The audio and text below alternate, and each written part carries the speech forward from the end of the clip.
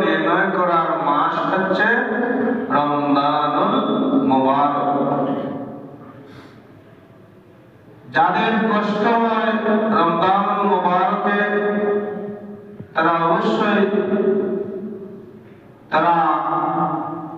ইমানদার নয়। আর যারা ইমানদার তাদের কোনো কষ্ট নেই, রমজানুল মুবারকে তারা সাদরে বরণ করে নেয়।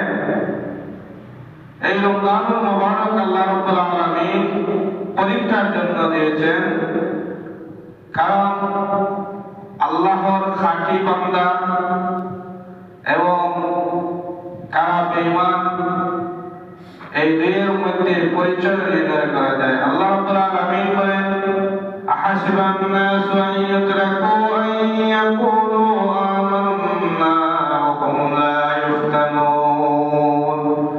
তোমাদেরকে অবশ্যই আমি পরীক্ষা করে ছাড়ব। শুধু মুখে বললে হবে না যে আমি মুসলমান, শুধু মুখে বললে হবে না আমি ইমানদার। আমি তোমাদেরকে পরীক্ষা করব, অবশ্যই পরীক্ষা করব।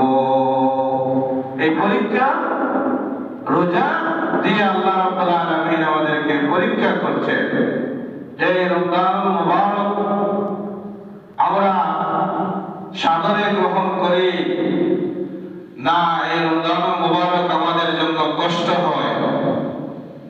যদি মনে করি এই রমজানুল মুবারক আমাদের সৌভাগ্যের প্রতীক, আমাদের तमाम জীবনের গুনাহ মাফির কারণ, এই রমজানুল মুবারক আমাদের तमाम জীবনের গুনাহ কাফারা হিসেবে আল্লাহ রাব্বুল আলামিন কবুল করুন। আমরা সবাই বলি আমিন।